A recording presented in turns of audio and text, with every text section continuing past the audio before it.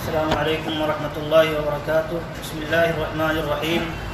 والصلاة والسلام علی سید الانبیاء والمرسلین نبینا محمد وآلہ وصحبہ اجمعین. اما بعد، فقہ العبادات والمعاملات کے متعلق جو کتاب طے کی گئی ہے، مقرر کی گئی ہے، یعنی الفقہ المیسر نامی کتاب سے درس کا سلسلہ چل رہا تھا. آج ہم پڑھیں گے. اس سے پہلے والی درس میں یہ پڑھے تھے کہ مائع مطلق ایسا پانی جو کسی آمیزش سے پاک ہو، کسی بھی چیز کی ملاوٹ اس میں نہ ہو، تو اس پانی کا حکم یہ تھا کہ وہ پانی استعمال کر سکتے ہیں اور اس سے طہارت اور پاکی بھی حاصل کر سکتے ہیں. لیکن آج انشاءاللہ پڑھیں گے کہ ایسے پانی کے بارے میں جس میں کوئی نہ کوئی چیز ملا دی گئی ہو، ملاوٹ ہو، اس پانی میں ملاوٹ ہو، تو اس پانی کے استعمال کا کیا حکم ہے. تو اس میں دو طرح کی چیز ہیں. ایک یہ کہ اس پانی میں ملاوٹ جس چیز کی گئی ہے وہ چیز ناپاک ہو، ناپاک چیز کی ملاوٹ کی گئی ہو. ایک صورت یہ ہو گئی. اور دوسری صورت یہ ہے کہ پاک چیز کی ملاوٹ کی گئی ہو. ناپاک چیز کی جیسے پیشاب ہے یا کوئی اور اس طرح کی ناپاک چیز ہے پانی میں مل گئی ہو یا ملا دی گئی ہو. اور اسی طرح پاک چیز کی مثال جیسے ہے کہ جیسے بیری کا پتا ہے یا اسی طرح کوئی رنگ ہے، اس طرح کی اور کوئی چیز ہے جو پاک چیز ہے اس میں مل گئی ہو، تو اس کا کیا حکم ہے. تو ہم انشاءاللہ پڑھیں گے ان دونوں پانی کے بارے میں. تو سب سے پہلے آئیے دیکھتے ہیں کہ اس پانی کے بارے میں کیا حکم ہے جس میں ناپاک چیز ملا دی گئی ہو، ناپاک چیز ملا دی گئی ہو. تو اس کے متعلق ایک ضابطہ ہے، اس کو ہمیں جاننا چاہیے کہ پانی تھوڑا ہو یا زیادہ ہو، پانی تھوڑا ہو یا زیادہ ہو، جب اس میں نجاست یا گندگی ناپاکی والی چیز پڑ جائے اور اس نجاست کی وجہ سے، اس گندگی والی چیز سے پانی کا رنگ بدل جائے یا اس کی خوشبو جو ہے بدل جائے، نیچری حالت میں نہ رہے، پانی کی جیسے عام خوشبو ہوتی ہے کوئی خوشبو نہیں آتی ہے، گندگی کی وجہ سے اس کی خوشبو بدل جائے یا اس کا رنگ بدل جائے یا اس کو ہم چکھیں تو اس کا ذائقہ بدلا ہوا لگے، ذائقہ بدلا ہوا لگے. گندگی کی وجہ سے اگر بدلا ہے، گندگی کی وجہ سے اگر بدلا ہے تو چاہے تھوڑا پانی ہو یا زیادہ پانی ہو، چاہے تھوڑا پانی ہو یا زیادہ پانی ہو، اس پانی کا استعمال کرنا درست نہیں ہے. چاہے پینے کے لیے استعمال کرے، کھانے کی چیزوں میں ملا کر کے استعمال کرے یا طہارت اور پاکی حاصل کرنے کے لیے استعمال کرے، دونوں صورتوں میں کسی بھی صورت میں اس کا استعمال جائز اور درست نہیں ہے. اس پر اہل علم کا اجماع ہے، اس پر اہل علم کا اجماع، اس میں کوئی اختلاف نہیں ہے. تو ایک ضابطہ ہے، ایک ضابطہ بیان کیا گیا کہ چاہے تھوڑا پانی ہو یا زیادہ پانی ہو، اس میں کوئی گندگی چیز گر گئی، کوئی نجس والی چیز، ناپاک چیز گر گئی ہے. اب ہم دیکھیں گے گرنا ہی کافی نہیں ہے، گر گئی تو ایسا نہیں کہ ناپاک ہو گیا. ہم اس میں دیکھیں گے کہ وہ پانی کا رنگ بدلا کہ نہیں بدلا، اس گندگی کی وجہ سے پانی کا رنگ بدل گیا تو نہیں ہے، یا اس کے اندر کچھ بدبو تو نہیں آ رہی ہے، یا اسی طرح اس کے اندر یعنی جیسے اس کا ذائقہ جو ہے، اس کا ذائقہ بدل تو نہیں گیا ہے. اگر تینوں میں سے کوئی ایک چیز پائی جائے یا تینوں چیزیں ایک ساتھ پائی جائیں تب بھی وہی حکم ہے، یعنی اس کا استعمال درست نہیں ہے. رنگ بدل گیا ہو گندگی کی وجہ سے، اگرچہ بو نہ آئے، اگرچہ اس کا ذائقہ بدلا نہ ہوا ہو، تب بھی اس کا استعمال جائز نہیں ہے، بالاجماع جائز نہیں ہے. اسی طرح ذائقہ بدل گیا ہو، بو آ رہی ہو لیکن رنگ نہ بدلا ہو، اس کا بھی استعمال، بہرحال اس پانی کا استعمال جائز نہیں ہے اور نہ ہی اس کو ناپاکی کے دور کرنے کے لیے اس کا استعمال درست ہے. اس کی دلیل کیا ہے؟ اس کی دلیل یہ ہے کہ اللہ کے نبی صلی اللہ علیہ وسلم بیان فرماتے ہیں ان الماء لا ينجسه شيء الا ما غلب على ريحه وطعمه ولونه. لیکن یہ حدیث اصل میں ضعیف ہے. لیکن آپ دیکھیں اس کے متعلق اللہ کے نبی صلی اللہ علیہ وسلم بیان فرماتے ہیں، روایت کی جاتی ہے، بیان کیا جاتا ہے کہ پانی کو کوئی چیز ناپاک نہیں کرتی، کوئی چیز ناپاک نہیں کرتی، الا یہ کہ پانی کے اندر جو چیز داخل ہوئی ہے وہ چیز اس کا رنگ بدل دے، اس کا ذائقہ بدل دے اور اسی طرح اس کی خوشبو بدل دے، اس کی خوشبو بدل دے. تو یہ چیز اگر داخل ہو جاتی ہے پانی کے اندر تو وہ پانی ناپاک ہو جاتا ہے. صاحب براعت علامہ عبید الرحمن وارپوری رحمۃ اللہ علیہ اس حدیث کے متعلق لکھتے ہیں، یہ حدیث وَإِن كَانَ ضَعِيفًا، اگرچہ یہ حدیث ضعیف ہے سنن ابن ماجہ میں یہ حدیث ہے، لیکن کہتے ہیں وَإِن كَانَ ضَعِيفًا، اگرچہ یہ حدیث ضعیف ہے فَقَدْ وَقَعَ الْإِجْمَاعُ عَلَى مَعْنَاهُ، لیکن اس کے معنی پر اہل علم کا اجماع ہے۔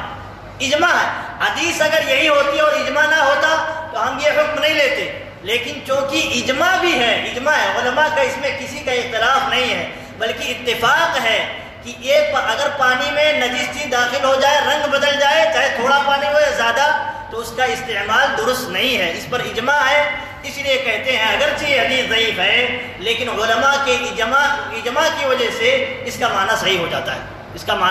جاتا ہے، تو بہرحال اس پر اہل علم نے جو اجماع نقل کیا اس کی ایک بڑی تعداد ہے، اس میں سے امام شافعی رحمۃ اللہ علیہ امام ہیں کتنے بڑے، انہوں نے اجماع نقل کیا ہے۔ اسی طرح ابن منذر رحمۃ اللہ علیہ ایک بہت بڑے عالم ہیں، انہوں نے بھی اجماع نقل کیا ہے۔ ایک عالم ہے ابن رشد، انہوں نے بھی اجماع نقل کیا ہے، ابن عبد البر نے نقل کیا ہے، ابن قدامہ رحمہ اللہ نے، اور اسی طرح امام ابن تیمیہ شیخ الاسلام امام ابن تیمیہ رحمۃ اللہ علیہ نے بھی اس پر اجماع نقل کیا ہے۔ تو آپ دیکھیں اجماع ایک دلیل ہے۔ جیسے حجت پکڑنے میں 4 چیزیں ہیں، ایک ہے کتاب اللہ رب العالمین کی کتاب قرآن مجید، سنت رسول نبی صلی اللہ علیہ وسلم کی سنت، اسی طرح تیسرے نمبر پر اجماع امت یا علماء کرام کا اجماع۔ آپ سمجھ سکتے ہیں، اب اس سے معلوم علماء کا درجہ اور مقام کتنا ہے۔ اگر علماء کسی دلیل کی بنیاد پر اتفاق کر لیں، کسی دلیل کے مفہوم کو سمجھنے میں اتفاق کر لیں، اجماع کر لیں، تو وہ ایک طرح سے حجت بن جاتی ہے، عوام کے لیے، لوگوں کے لیے حجت بن جاتی ہے۔ اور اسی طرح چوتھے نمبر پر قیاس صحیح، ایک دلیل ہے، اس سے قیاس کیا جائے دوسری چیز پر فٹ کرنے کے لیے، دلیل سے قیاس کر رہا ہے، اپنی ہوا سے، خواہشات نفسانی سے نہیں، تو وہ بھی حجت ہے اور معتبر ہے۔ تو آپ دیکھیں علماء نے جو اجماع نقل کیا اس میں کیا چیزیں نقل کی ہیں۔ امام ابن منذر رحمۃ اللہ علیہ کہتے ہیں اجمع اہل العلم علی ان الماء القلیل او الکثیر اذا وقعت فيه نجاسہ فغیرت النجاسة الماء طعما او لونا او ریحا انه نجس ما دام كذلك ولا يجزئ الوضوء والاغتسال به۔ کہتے ہیں اہل علم کا اجماع ہے کہ پانی تھوڑا ہو یا زیادہ، تھوڑا پانی ہو یا زیادہ پانی ہو، جب اس میں نجاست پڑ جائے، نجس والی چیز پڑ جائے اور اس کا ذائقہ بدل جائے، رنگ بدل جائے، یا اس کی بو بدل جائے، اس کی خوشبو بدل جائے، بدبو میں تبدیل ہو جائے، تو جب تک وہ ایسا رہے اس حالت میں رہے تو وہ نجس اور ناپاک پانی ہے۔ اس پانی سے وضو کرنا، غسل کرنا جائز نہیں ہے، اور اگر کر لیتا ہے تو وہ کافی نہیں ہوگا، پھر سے پاک پانی سے اسے غسل اور وضو کرنا ہوگا، تبھی وہ انسان پاک ہو سکتا ہے۔ تو بہرحال یہ اجماع، اس طرح ایک اور عالم نے اجماع نقل کیا، اس میں ایک چیز کا اضافہ ہے، وہ فائدے کے طور پر نقل کر دیتے ہیں، کہتے ہیں اس میں یہ کہتے ہیں چاہے تھوڑا پانی ہو یا زیادہ پانی ہو، چاہے جاری پانی ہو، پانی جاری ہے، ایک رکا ہوا پانی ہے، ٹھہرا پانی ہے، تو چاہے ٹھہرا ہوا پانی ہو یا جاری پانی ہو، اگر جاری پانی کا بھی رنگ نجاست کی وجہ سے بدل گیا ہے، نجاست کے واقع ہونے کی وجہ سے بدل گیا ہے، یا اس کی بدبو آ رہی ہے اس میں، یا اسی طرح اس کے اندر اور اس کے تغیرات آ گئے ہیں، تو وہ پانی بھی نجس ہے، ناپاک ہے، اگرچہ وہ جاری ہے۔ تو اسی طرح کہتے ہیں کہ اس پر اجماع ہے، اور ہم نے علماء کی کتابوں میں اسی طرح پایا ہے، اس میں کسی کا اختلاف نہیں ہے۔ اسی طرح یہ بات بھی یاد رہے کہ نجس اور ناپاک پانی سے طہارت حاصل کرنا جائز نہیں ہے، اس پر بھی اجماع ہے۔ اگر کوئی نجس پانی ہے جس میں نجاست واقع ہو گئی ہے، اس کا رنگ بو بدل گیا ہے، ذائقہ بدل گیا ہے، تو اس سے طہارت حاصل کرنا جائز نہیں ہے، اس پر بھی اہل علم کا اجماع ہے، کسی بھی طبقے کے علماء کا اختلاف نہیں ہے، سب کا اجماع ہے۔ اب آگے دیکھتے ہیں کہ اگر پانی کا مقدار زیادہ ہو، پانی کا مقدار زیادہ ہے، تو اس میں اگر پڑتا ہے تو کچھ حرج نہیں ہے، جیسے کہ ہم نے اجماع میں پڑھا، لیکن اگر پانی کی مقدار کم ہے، جیسے کہ ایک حدیث میں ہے اذا بلغ الماء قلتين لم يحمل الخبث، اگر پانی کی مقدار 2 کلے کے برابر ہو۔ اب 2 کلے، اس کلے کے متعلق اہل علم کا اختلاف ہے، کیونکہ نبی صلی اللہ علیہ وسلم سے صحیح حدیث سے یہ ثابت نہیں ہے قلہ کیا ہوتا ہے، قلہ کیا ہوتا ہے، کتنے، اس کا مقدار کیا ہوتا ہے، نہیں ثابت ہے۔ تو اس لیے اہل علم کہتے ہیں کہ ہم اس بحث میں نہیں پڑھنا چاہتے، کیونکہ نبی صلی اللہ علیہ وسلم سے اس کی تعین کے متعلق کوئی چیز ثابت نہیں ہے۔ تو کچھ اہل علم نے اس حدیث کی بنیاد پر کہا ہے کہ اگر 2 کلے سے کم پانی ہو تو اگر اس میں نجاست پڑ جائے تو اس کا رنگ چاہے بدلے یا نہ بدلے وہ ناپاک ہے۔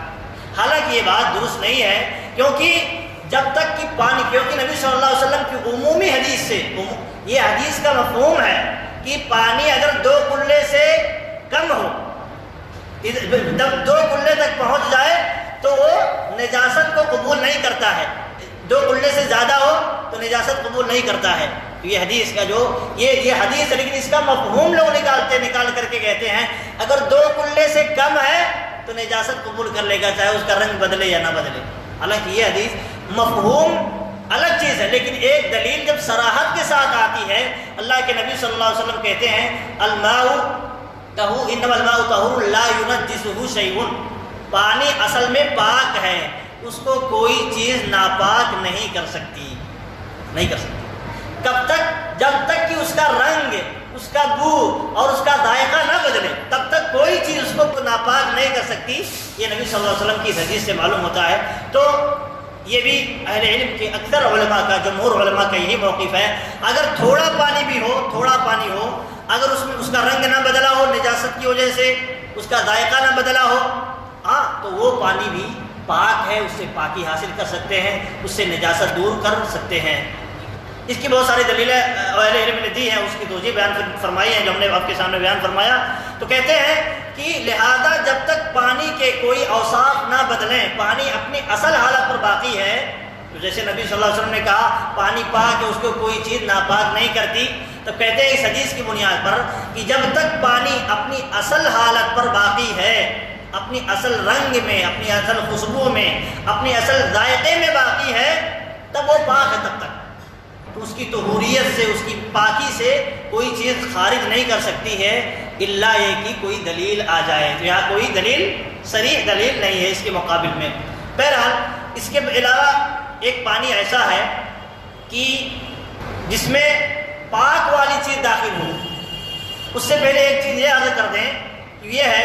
کہ جو نجس پانی ہے، مثال کے طور پر اس میں نجاست گر گئی، اس کا رنگ بدل گیا، اس کا بو بدل گیا، اس کا ذائقہ بدل گیا، تو اس پانی کو اگر ہم فلٹر کریں، اس میں کیمیکل ڈال کر کے یا کسی اور چیز سے اس سے صاف کر دیں، گندگی زائل کر دیں بالکل، اور اس میں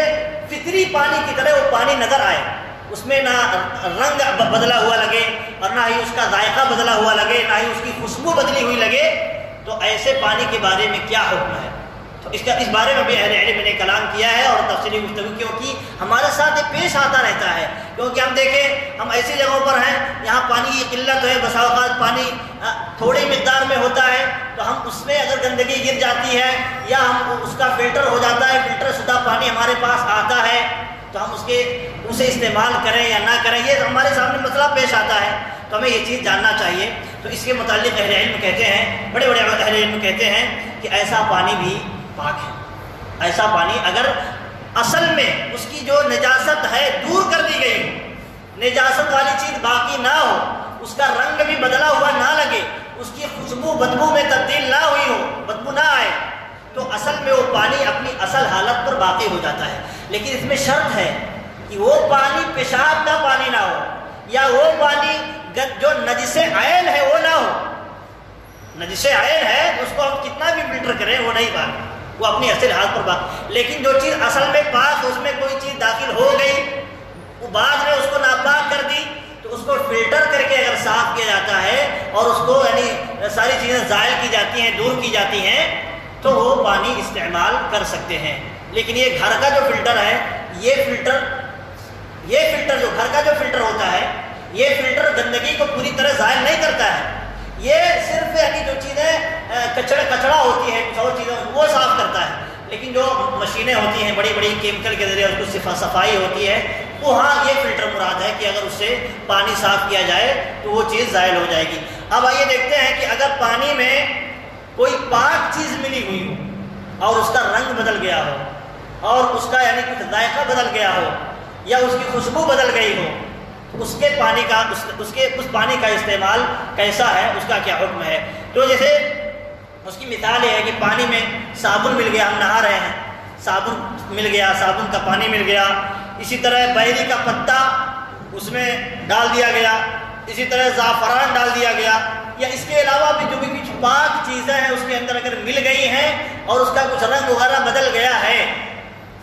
لیکن غالب نہیں آیا ہے، بہت زیادہ بدلا ہوا نہیں ہے،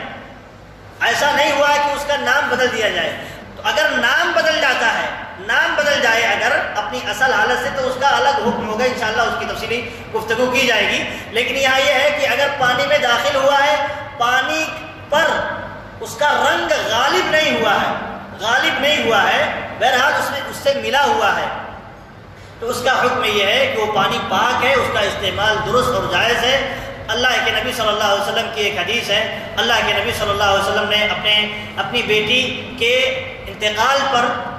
عورتوں کو حکم دیا کہ انہیں غسل دو 3 مرتبہ یا 5 مرتبہ یا اس سے زیادہ، ان رأیتن، اگر جیسا تم لوگ یعنی سمجھو، بماء و سدر، ایسے پانی کے دریا یا اس پانی میں وہ بیری کا پتا جو ملا ہوتا ہے اس کے دریا، تو اگر پانی میں اس طرح کی چیز ملی ہے جو پاک چیز ہے تو اس میں اس کا استعمال کر سکتے ہیں۔ اسی طرح فرماتے ہیں وَجَعَلْنَا فِي الْآخِرَةِ كَافُورًا، کافور آخر میں ملا دو، آخری جب اس میں غسل دینا ہو، آخری اس میں فائنل والے میں، تو آخری وقت میں کافور ملا دو پانی میں، پھر اس کے بعد جسم پر پھینکو۔ تو اگر کافور بھی ملا ہوا ہے، اگر کہ اس کی خوشبو بدل جاتی ہے لیکن وہ پاک ہے، تو اس لیے اس کا بھی پانی استعمال کر سکتا ہے۔ تو یہ چیزیں تھی کہ پانی میں اگر کوئی چیز مل جائے تو اس کے استعمال کا کیا حکم ہے۔ اگر نجس والی چیز پانی میں ملتی ہے